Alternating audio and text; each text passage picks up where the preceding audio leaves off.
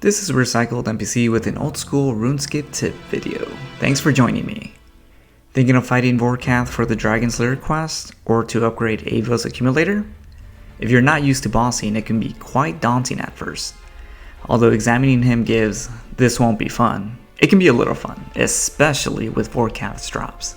In this video, I want to give you some tips that have helped me take down this zombified blue dragon down. If you're only doing Vorkath during the quest, luckily he has almost 300 HP less. Post-quest, he is up to 750. If you're a pious person, you're going to love the 2 superior bones Vorkath drops. Or if you're a businessman, you're going to love that they're currently sell for around 18k each.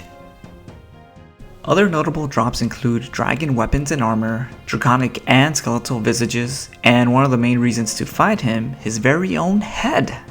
Vorkath's head is a guaranteed drop at kill count 50 and used to upgrade Ava's accumulator to the very sexy Ava's assembler. Did it just get hot in here? Ooh. As many times as I fought Vorkath, he does require some serious concentration. Looking away during his deadly Dragonfire attack that he spits up in the air, not avoiding his zombified spawn, or misclicking during the acid pool phase are all good ways to bite the dust. Alright, let's get on with some tips. I originally started with Blessed D-Hide top, bottom, and boots, along with barrel gloves and a fury. Recently I switched to Elite Void. May or may not make a difference since I'm still under 92 range, but it's been working. More importantly, everyone recommends having the Salve Amulet enchanted since Vorkath is undead, and this gives a really nice accuracy boost. Bring the best anti-fire shield you can. For range, this would be the Dragon Fire Ward. And if you can afford it or borrow it from a really good friend, the Dragon Hunter crossbow will speed up your kills significantly. I recommend Ruby Bolts to potentially get some 100 HP special hits when Vorkath is at high health. I'm using a Ring of Suffering for extra prey and death, but I don't know how much it actually matters. If you have the gold, go for the Enchanted Archer's Ring for 0.1 DPS using Elite Void, or better yet, for even more bling bling, the Venator Ring. Obviously bring your Ava device for ranging. In your inventory, 2 to 3 prey pots, extended super anti-fire, anti-venom, and divine ranging or bastion potion. Runes to cast Crumble Undead, ruby and diamond dragon bolts enchanted, emergency teleport, and fill the rest with high healing food like manta rays. If you're using Rune Light, it helps a lot to turn on tile indicators, as I'll explain in just a bit. Also, turning runoff is recommended for the acid pool phase, but also requires you to pay more attention to the deadly Dragonfire to move 2 tiles away. Relica can be a pain to get to if you can't move your house there or use the Lyre. Otherwise, you can walk it from Seers or use the Fairy Ring nearby. Overall, this battle is very systematic.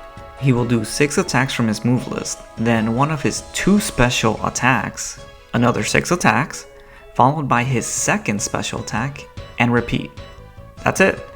Although his first special attack can be any of the 2, afterwards it always alternates, so you know what to expect. Despite fighting him some 200 times now, there's still a good chance he will land an avoidable hit on me if I'm distracted watching Netflix in the background.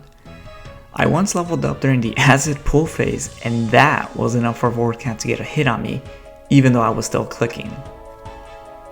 While protecting range and heavily potted up, you only need to watch out for the 2 special attacks, the deadly Dragonfire, and his magic attack.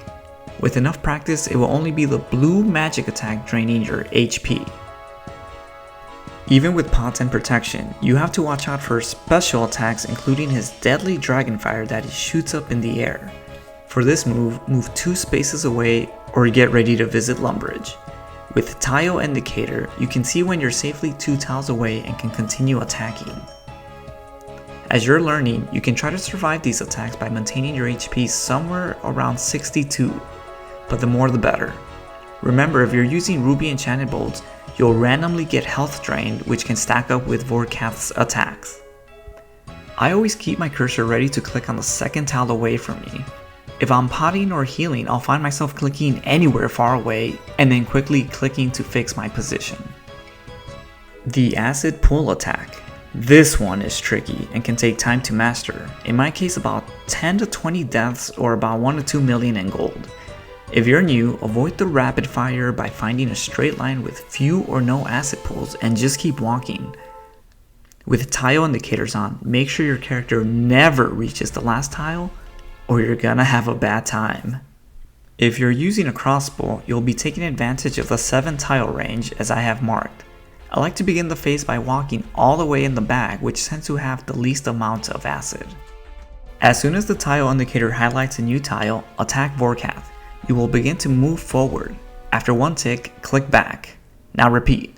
1 tick, click Vorkath. Next tick, click the back tile, or even beyond is okay. If you don't know what a game tick is, you can try using the metronome plugin or even hear Vorkath's rapid fire, which makes a sound per tick. If you need more information, look up Woox walking. This will level up your gaming, but be prepared to be frustrated and lose some gold. During the Zombiefied Ice Dragonfire, you'll be frozen in place. As a beginner, I would focus on switching to the Slayer staff and clicking on the Zombified spawn. Once you're more comfortable, you can take this phase to heal up. I usually switch staff, turn prey off, and either pot or heal. Once the spawn takes damage, I pot or heal again if needed and turn prey back on. This is a really comfortable phase for me. Each time you die, you can retrieve your items for 100k from Torfin, or if you're like me and don't know NPC names, it's the guy that takes you to Vorkath. After Vorkath is defeated, take a sigh of relief and repeat. Hope this helps and don't forget to pot up. Thanks for watching.